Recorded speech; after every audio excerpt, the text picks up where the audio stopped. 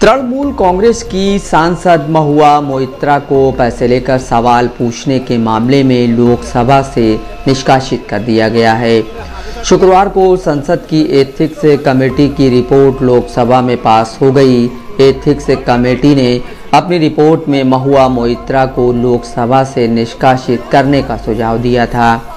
Lok Sabha speaker ने कहा कि कमेटी की सिफारिश से सदन सहमत है। स्पीकर ओम बिरला ने कहा, सदन कमेटी के निष्कर्षों को स्वीकार करता है कि एक सांसद के रूप में महुआ मोइत्रा का आचरण अनैतिक और अनुचित था और उनका सांसद बना रहना अनुपयुक्त है।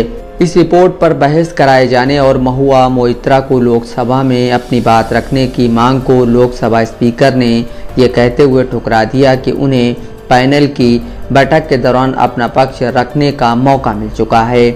इससे पहले दोपहर बाद एथिक्स कमेटी के चेयरमैन विनोद कुमार सोनकर ने जैसे ही रिपोर्ट पेश की, कांग्रेस और टीएमसी के सदस्य अध्यक्ष के आसन के करीब पहुंच गए और नारे लगाते हुए रिपोर्ट की प्रति दिए जाने की मांग की।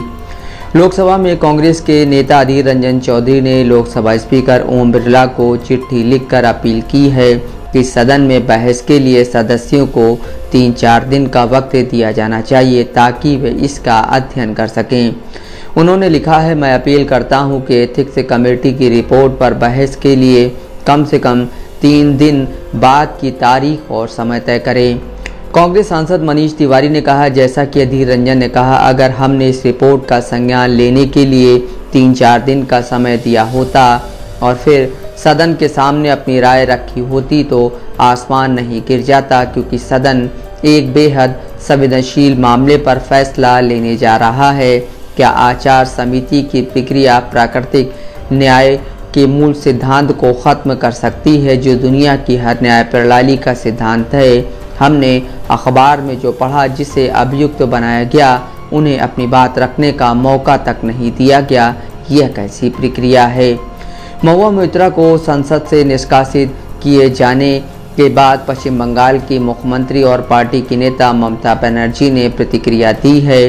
उन्होंने कहा, ये 2-3 महीने कोई मायने नहीं रखता। महुआ बाहर से अपना राजनीतिक संघर्ष जारी रखेंगी। हम उनके साथ हैं और आने वाले चुनाव में बीजेपी को जनता सबक सिखाएगी। ममता बनर्जी ने कहा, संसद की कार्यवाही के बारे में मैं अच्छी तरह जानती हूं। ध्वनि वोट का मतलब है पास पास पास। ये लोकतंत्र को बाईपास करना है।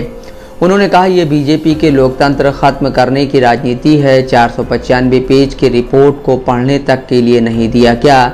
महुआ को अपना पक्ष रखने तक नहीं दिया गया। लोग बीजेपी को करारा जवाब देंगे। राजनीतिक रूप से हम लड़ेंगे। अगले चुनाव में उनकी करारी हार होगी। महुआ और मजबूत होकर उभरेंगी।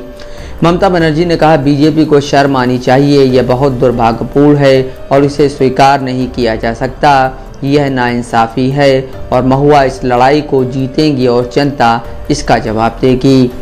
लोकसभा से निष्कासित किए जाने के बाद महुआ ने कहा है कि एथिक्स कमेटी के पास उन्हें निष्कासित करने की सिफारिश करने का कोई अधिकार नहीं है। उन्होंने कहा कि इस कंगारू कोर्ट में जो कुछ हुआ वो बताता है कि अदानी को बचाने के लिए मोदी सरकार क्या कुछ कर सकती है। महुआ ने कहा, मैं 49 साल की हूँ और मैं अगले 30 साल तक संसद के अंदर और बाहर आपके खिलाफ संघर्ष करूँगी। महुआ ने कहा, अगर इस मोदी सरकार ने सोचा है कि मेरी ज़बान बंद कर वे अदानी मुद्दे से पीछा छुड़ा लेंगे, तो मैं आपको यह बता दूं कि इस कंगारू कोर्ट ने पूरे भारत को सिर्फ ये दिखाया है कि मानक प्रक्रिया में जितनी जल्दबाजी दिखाई गई, उससे यही पता चलता है कि अदानी आपके लिए कितने महत्वपूर्ण हैं और एक अकेली महिला सांसद को परेशान करने और चुप कराने के लिए आप कितनी दूर तक जाएंगे। मोन्टू राजा, दस्तक लाइव न्यूज़।